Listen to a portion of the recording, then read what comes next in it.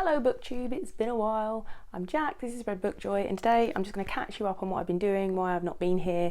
Long story short, it's been the end of term, and as someone who works in education, I have been busy and it's now the summer holidays, so I'm less busy, and I've also had a really bad cough. So the last video I filmed was my mid-year calm down tag, which was really well received actually, so I got some lovely comments on that, and I've just caught up on all my comments on that. But I stayed off BookTube and even going onto YouTube to answer comments for a while because I wasn't well and I was really busy with work. So I had a cough, the cough continued, developed, I lost my voice and I've still got a bit of the cough, residual cough, and hay fever has been irritating it a little bit as well, but I'm far better than I was. And then I went to London last week, I had a lovely week in London. I say week, I had 5 days in London, 4 days in London, 5 nights. No, wait. 5 days, 4 nights? I can't remember. I went on Wednesday, I came back on Sunday, and I visited the Victoria and Albert East Storehouse in Hackney, which, if you know the Victoria and Albert Museum, which is lovely in Kensington, it's a design museum, fashion, architecture, all sorts of aspects of design. And I went to the V&A East Storehouse, which is in a place called, I think it's called Home East. It's a really interesting building, which is in Hackney, and Hackney just on the edge of the Olympic Park. So the Olympic Park is huge, and it's contained within 4 different boroughs of London. So it's on the Hackney side of the Olympic Park, and you go to Home East and V&A East Storehouse, which is where they house lots of their exhibits when they're not being exhibited in the actual museum. And the building is amazing, like it is state of the art, is amazing, and I'll show you some pictures because the building alone, to visit it, even if you're not interested in the sort of things they exhibit in the V&A, it's worth visiting just to see this building. It's free, like every museum kind of space in London, it's free, so you can go and see it, and it's just fascinating the way the way the building is done. You can, like, there's certain points where I didn't go over it because I've got a really bad fear of heights, but the parts of the floor are see-through and you can look down and see some of the exhibits underneath, and there's this just huge atrium, and it's all the floors are surrounding it, so you can walk around and look in some of the bigger exhibits as they're sort of held there, and you can look over into some of the conservation areas where conservators are working to preserve things and clean things. And they also have, which excited me more than anything, I found the door that is going to be to the permanent home of the David Bowie archive. So I'm a huge Bowie fan. If you've not seen any of my videos on Bowie, I have a few on my books on David Bowie. I'm just a big Bowie fan anyway. So I went to see the David Bowie Is exhibition in 2013, which was when he put his archive out for display at the Victoria and Albert Museum. It was called David Bowie Is. It was this huge event, huge curated exhibit, and just like a thrill to go and see his personal archive of his instruments, his song lyrics that he wrote, his costumes, like absolutely everything he kept, and it was catalogued, and you could go and see it, and it was a brilliant exhibition, but it was so busy and you had to pay for it, which is fine because a lot of these exhibits you have to go and pay for. So the permanent exhibits usually just are free, but when they have a special exhibition on, you have to pay for it. And I think it was about £15 a ticket at the time, which is a bargain for that, but it was so many people going to see it that you didn't really get time to look at anything because you were shuffled through because there were so many people looking. So I have a book from the exhibition which lets you look at each of the things in detail, but I want to go back and look at it. And so that collection has been touring the world and is now coming back to London, and it will be permanently housed in the Victoria and Albert East Museum East Storehouse. So V&A stands for Victoria and Albert. If you're not from the UK, you might not know that. But basically, yeah, it's going to be permanently housed there. From September, we can go and see it. And I found the door and I was thrilled, very excited. And you will be able to get tickets for free. It is going to be free and permanent. So I'm hoping it's not going to be quite as busy. I imagine it'll be busy for the first year or so and then maybe tail off. I don't know. But you have to book tickets because it will be timed. So you get a time slot. So I'm assuming they're going to manage how busy it is in there with these time slots, which perfect. I'm definitely going to go and see it. I'm probably going to see it more than once. So yeah, very excited to see that last week. In terms of reading, my reading's been really slow. I kind of hit a slump in July. I read tons in May. I read lots in June. June was joyful for me, and I've read fewer books in July. But you know, my thing has been in the last couple of years to try and think less about the amount that I'm reading and more about the quality of what I read. And it's been variable, which is why it's kind of not been the best month for me in terms of quality of what I'm reading. One thing I've really loved that I'm still reading is Emma by Jane Austen, one of my favourite Austen books. In fact, when I last ranked the Jane Austen novels, the first time I've ever ranked them actually, because I just finished Mansfield Park, so I could actually rank them all. Emma was second for me. I think Emma's a brilliant book. I think it probably is still second for me. Persuasion was second for a long time, but every time I read Emma, I'm just captivated by the sheer brilliance of the book. And it's one of those books that any Austen book is worth a reread, but Emma particularly because it's kind of has a bit of a mystery at its heart. There's something going on in it, and if you've never read Emma, it's about Emma Woodhouse, who is handsome, clever and rich, and she is sort of the queen bee of her small Surrey town of Highbury. She plans never to marry. She lives with her father, who is a hypochondriac and is hilarious, and she never plans to marry because she doesn't need any fortune. She's got money, so she doesn't need to marry for money. She doesn't need to marry for status, and she is, as much in charge of her home as any wife would be. So she doesn't need to marry, which is so unlike any of Austen's other heroines. I'm trying to think if any of the others need to marry. Yeah, I think all the others probably do. So Emma is not preoccupied with getting married herself, but she is trying to matchmake all the time, with some success and some disasters. And if you've never read Emma, it is funny. It is so well constructed. The characters, as always, are brilliant. I'm just loving my read of Emma, and I'm slow reading it. I'm savouring it. So it might not be finished in July because it was the group read for Jane Austen in July, but that's not why I'm reading it. I plan to read it anyway, but I'm reading it with just absolute joy. And because of that, I've also watched Clueless, which is a 1995, 30 years old reimagining of Jane Austen's Emma, I suppose you could call it. So if you've never watched Clueless, you're in for a 90s treat. It's brilliant, and I rewatched Clueless. I haven't watched it in years, and I love that film so much, and I've forgotten how much of it I know off by heart because it was just such a big film for me when I was younger. And then I rewatched the recent adaptation of Emma, starring Anya Taylor-Joy, and that was brilliant as well. But I'm also watching the much maligned Gwyneth Paltrow 1990s, I think it might be like 90, I don't know when it was made, 96, 97, 98, it's like late 90s version of Emma, and it's often like maligned, and I've got quite a bit of fondness for it, so don't shoot me, but some of the performances in it I actually prefer to the modern version, but the modern film is a better one. The most recent adaptation is a brilliant film, and it's beautifully shot. The clothes are amazing, and the performances are wonderful from a lot of people, but some of the performances I prefer in the Gwyneth Paltrow version. So yeah, it's interesting watching all these versions while I'm reading the book.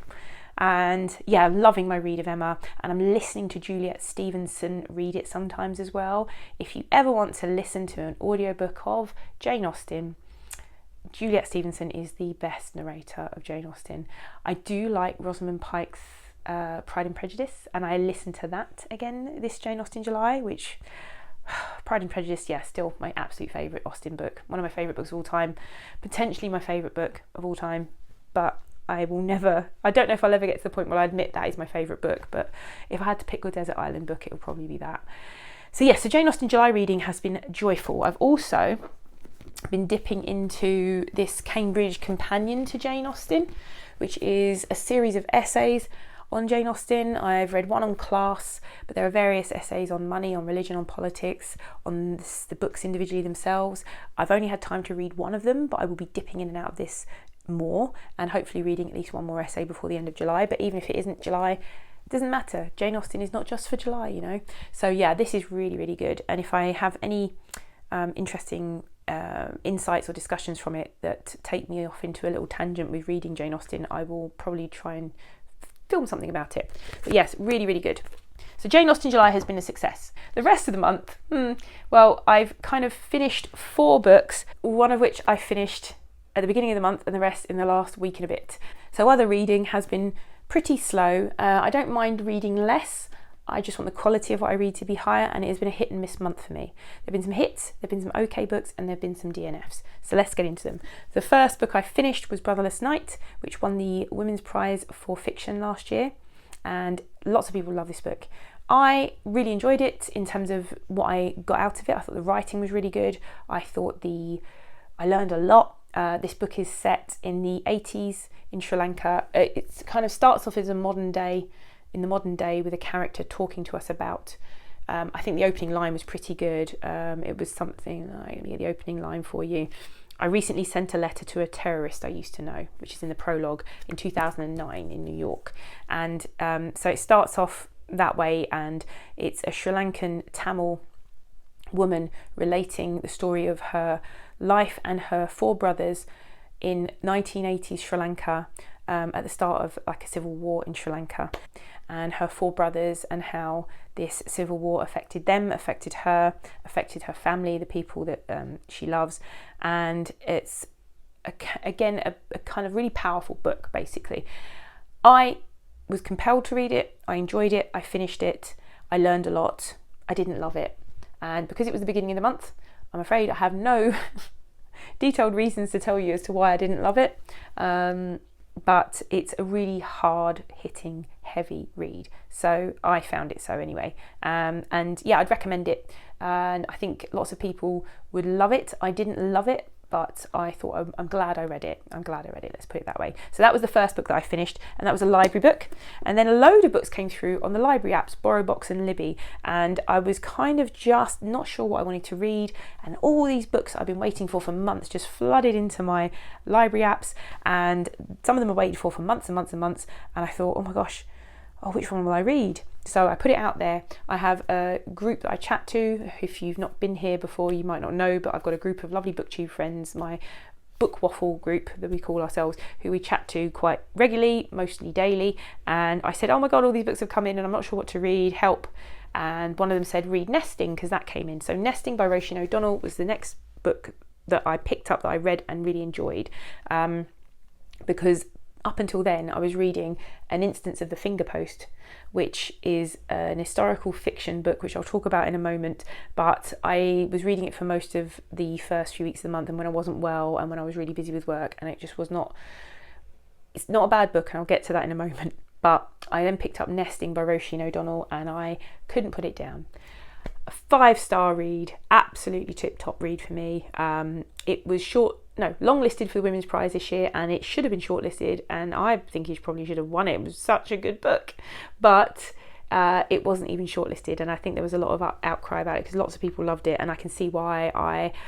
The writing was amazing. So Roisin O'Donnell has written a book called Nesting about Kira, who is in a marriage with her husband who is controlling, coercive and abusive, and she says in the beginning of the book that because he's not physically abusive towards her, she kind of starts to wonder if she's imagining things and if he is that bad and if he is that awful. But when she has a moment of clarity at the beginning of the book, she takes off and leaves with her 2 very young children. And what starts then is her trying to escape this awful relationship that many people, men, women, find themselves in relationships with coercive partners and mentally, psychologically abusive partners. And so we see how difficult it is for her trying to get away from her husband. She's also got no job, no money, and she's having to put herself and her children in really precarious situations just to get away from him. So what I loved about this book was the voice of the character Kira. I found her so real, and I was just worried about her, and I gasped a few times, and I was talking to her when I was reading, like, oh no, Kira. I just found her, she felt like she was living in my head like a real person.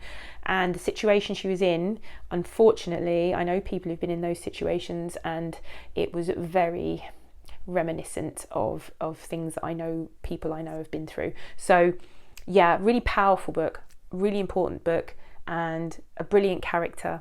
And I loved it, and it really got me out of my slump. So I was like, great, what do I read next? So then I picked up James by Percival Everett, and I read 100 pages of this book. It's less than 300 pages. It is a booktube darling. It is a Pulitzer Prize winning book. It is probably a really important book, but it is not right for me at the moment. And I've been pondering that a lot this month. Is it the right time to read a book? It might be a good book, but it's not a good book for me right now. And so, especially when I'm in the middle of a reading slump, I want to be reaching for my book every minute I get. That's what I want to get me out of my slump, and nesting did that for me. James did not do that for me. And I think reading a third of the book and still going, I can see why people like it, and I can see that if I wasn't in a reading slump and I was reading constantly and I was in a really good reading place, I could just whiz through it. But at the moment I'm not there, so I've DNF'd it. Doesn't mean I won't ever go back to it, though with me I tend to, if I DNF books part of the way through, sometimes I don't go back to them because I don't know if I want to read the start again.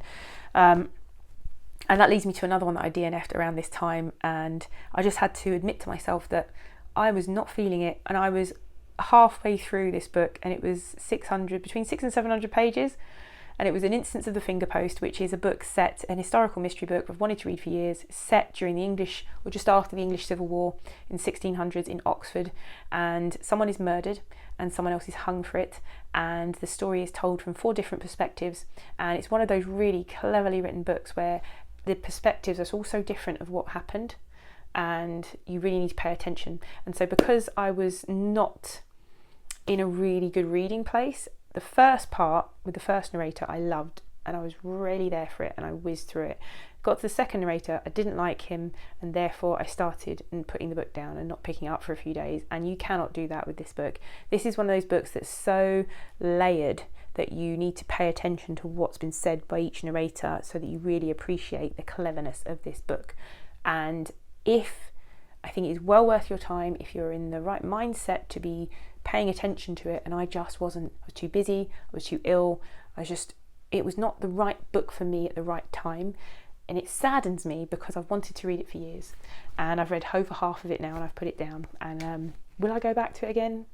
I like to think I will one day, but there are so many books out there to read that I have not given that good a go for, like 50% of it. It was 55% according to my Kindle when I put it down. But the audiobook was very good, so I do recommend An Instance of the Finger Post, even though I DNF'd it. I think for people who like really well written, well researched historical mystery, that is a really good one. She says, having not finished it, but I didn't finish it because it wasn't good. I finished it because it was not the right book for me right now. There we go. So yeah, I DNF'd that. Another book I DNF'd was A Discovery of Witches by Deborah Harkness. This is the second time I've tried to read it, and on paper it should be everything I want. Dark academia, witches, vampires. So slow. I read about 120 pages of that and realised my mind was wandering when I was trying to read it, and I need things that are going to hold my interest right now. And then I think I've just said I finished 3 of those recent books that I did finish in the last week and a half. Nesting, another volume of the Walking Dead graphic novel series. I won't go into it because it was volume 9. There's no point in talking about that at this stage. And then I finished Stolen Focus by Johann Hari. So I really enjoyed a book by Johann Hari a few years ago about depression, about the causes of depression. And he's an investigative journalist, and I think he did a really good job on that. I can't remember what it was called. I'll put a picture of it up here. But I started reading Stolen Focus, and I've waited, months and months for that. About 8 months for it on BorrowBox. And it was published a couple of years ago, but it's all about our attention. So why you can't pay attention, which is really relevant to me right now because I find it really difficult to pay attention to my books. And what I've been really noticing in the last few years is my inability to focus on a book the way I used to when I was younger. When I was younger, I'd pick up a book, I would get into the book, and there would have to be a bomb going off next to me for me to come out of my book. Like I was there, I was in it. And now that rarely happens. I'm very easily distracted, things pop into my mind, I pick things up, I put them down, I might sit for, I don't know, it depends on the book. Like nesting, I couldn't put it down. So a book has to hold my attention at that level. And every book is not going to do that. So what's going on with our focus? So this isn't a self-help book. This is a look into why our attention and our ability to focus is diminishing as a society, and really fascinating and well worth reading, because some of the things are obvious, and actually I don't think I learned anything new reading it, but it did make me think about the wider societal impact of lack of focus, and the fact that he calls at the end for an attention rebellion, the way we talk about basically trying to reclaim our attention and focus back from social media and surveillance capitalism and the things that are designed to keep us watching and clicking and scrolling because they want our eyes on their screens. And it kind of tied in with some of the other reading I've done this year around Facebook and Meta and how they demand our attention and mine us for data. And it's not all about that, because he does talk about the fact that our attention and focus has been sliding for longer than the internet has been around. So it's not just about the internet, it's not just about our phones, though those play a big part.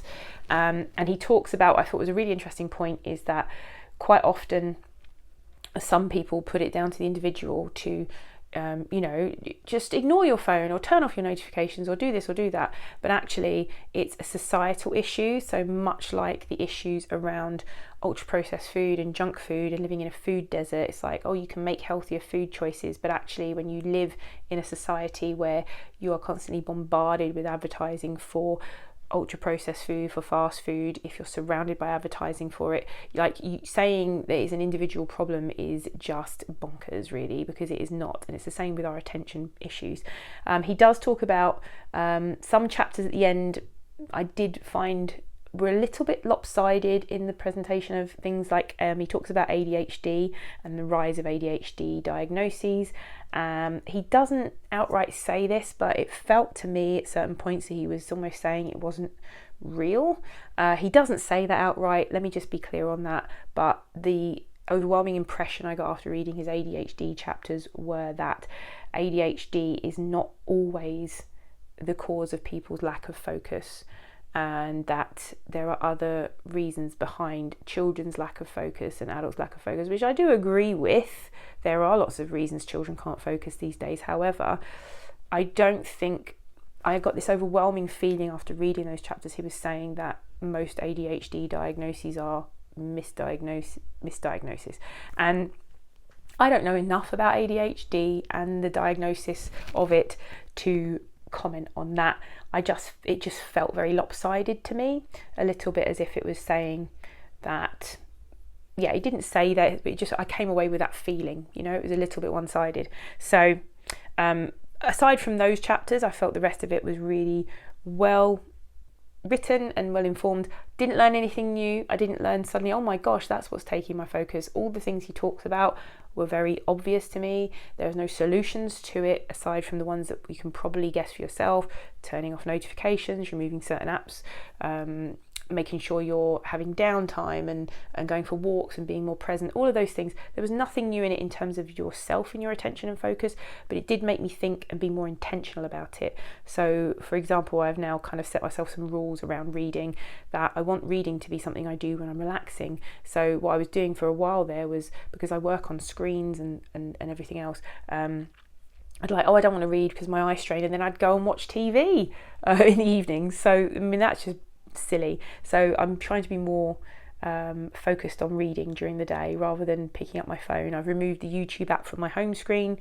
I promised myself that I'm only going to go on YouTube to be when I'm intentionally doing it on purpose.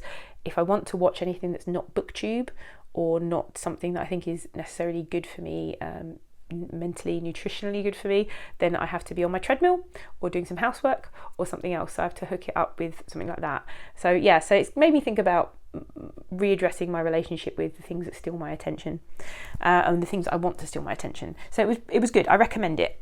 Currently, I'm still reading Emma. I'm reading a really good book called Burn by Patrick Ness, who is one of my favourite YA authors. I don't read a lot of YA, but I've always said YA is a marketing category. There are books that are YA, and then there are YA books that are good books that are marketed as YA.